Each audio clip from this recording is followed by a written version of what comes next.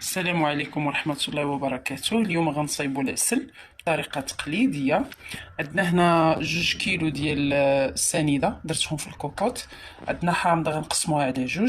عندنا هنا شوية اتاي، شوية الازير، شوية القرفة، شوية القرنفل وشوية السواك، غير شوية شوية شوية قد هكا، وغنديرهم في كموسة ديال الفاصمة. وهنا عندي اطروق كتنقص منه كاس ديال الماء.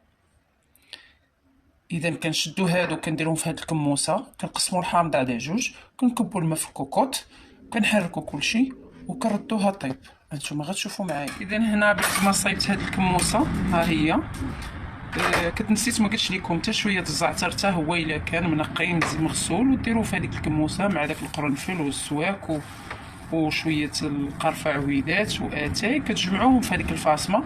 والحامضه كتقسموها على 2، وكتزيدوا هذاك اطروق ناقص كاس صغير على ديك 2 كيلو تاع السنيده. كتحركوا مزيان، بلا ما تسناوها تذوب ولا شي حاجه، غير حركوا مزيان. غنسدوا الكوكوط ان شاء الله وغنديروها طيب. كي تصفر نسمعوا ديك الاولى، كنحسبوا ساعه الا ربع ونطفيو ان شاء الله بحول الله.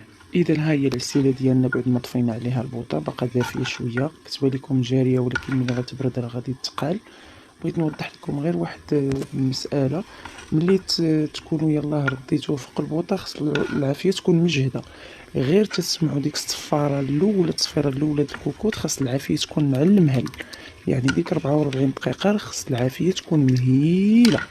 هذه اول حاجه. ثاني حاجه، ملي كتحلي عليه ما كتعرفيش بعض المرات واش طاب، واش وصل لهذاك الشيء اللي بغينا ولا ما وصلش، واش جاري، واش غيجي ثقيل. خليه حتى يبرد، عاد قلبيه. الا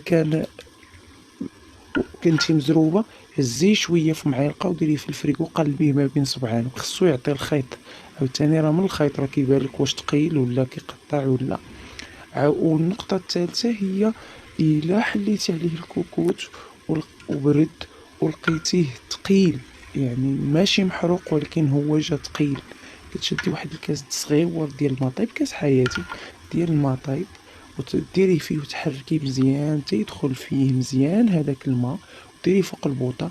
ملي كديريه فوق البوطه، خص يطلعو دوك الفقاعات، يعني بحال غيبدا يغلي صافي، وتطفي حيت الا زدتي غادي تحرق ليك صافي.